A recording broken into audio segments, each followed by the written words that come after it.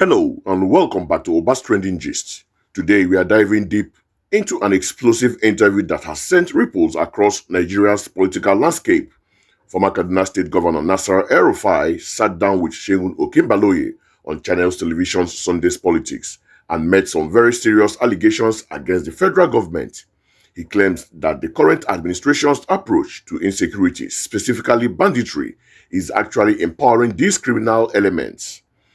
This is a bold and controversial stance from a prominent figure, and it raises critical questions about our nation's security strategy. So, let's take a look at what he had to say. Sit back and watch this. And you can ask 3 service chiefs that served in Kaduna under my watch. One of them is still alive. Farouk Yahya was chief of army staff. He was GOC in Kaduna. I saw him yesterday at a wedding. You can call him, bring him to this program and ask him what we did. What I will not do, okay, is to pay bandits, give them monthly allowance, or send food to them in the name of non-kinetic. It's nonsense. We are empowering bandits. It's not the government of Kaduna State. It's a national policy driven by the Office of National Security Advisor, and Kaduna is part of it. Many states are objecting to that, but that is the policy now.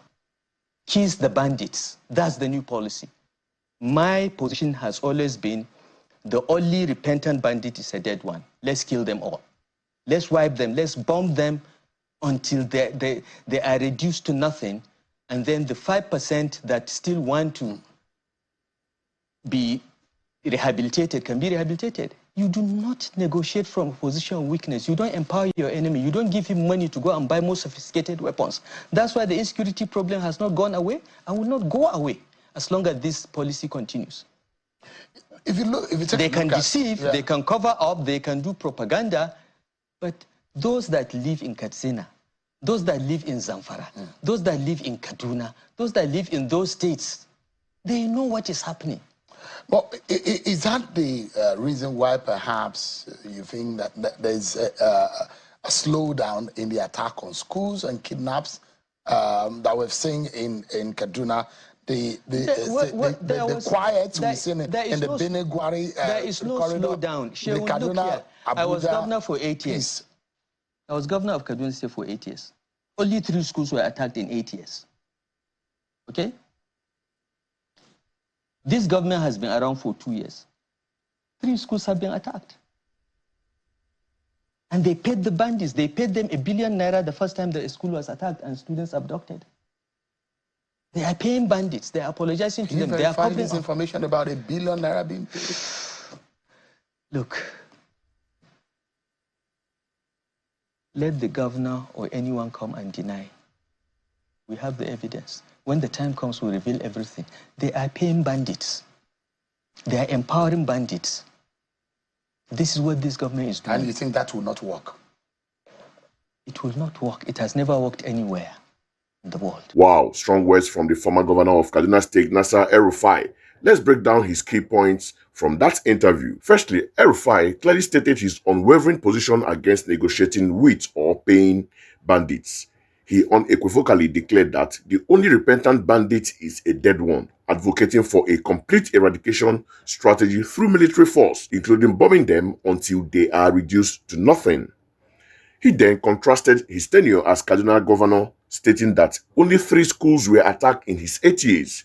He accused the current governor, which he says has been in office for 2 years, of also experiencing 3 school attacks, but critically alleged that they paid a ransom of ₦1 billion after the first school attack. El-Rufai firmly believes that this non-kinetic approach, which he describes as giving bandits monthly allowances or send them food, is nonsense and actively empowers these criminal groups to acquire more sophisticated weapons. He concluded by asserting that the insecurity problem will not dissipate as long as this policy of appeasing bandits continues, stressing that empowering one's enemy has never worked anywhere in the world. Now, for my critical take on El-Rufai's assertion, his stance is certainly not new.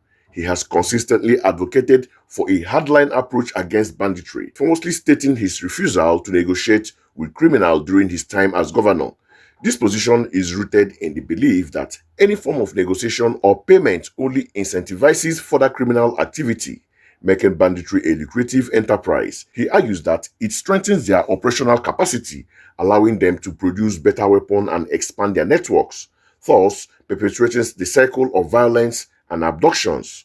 However, the non-kinetic approach, which El-Rufai heavily criticizes, often stem from a complex set of considerations, including the immediate safety of victims, political pressures, and desire to de-escalate conflicts without further bloodshed. Proponents argue that it can sometimes secure the release of captives and potentially lead to intelligence gathering or even disarmament in some instances.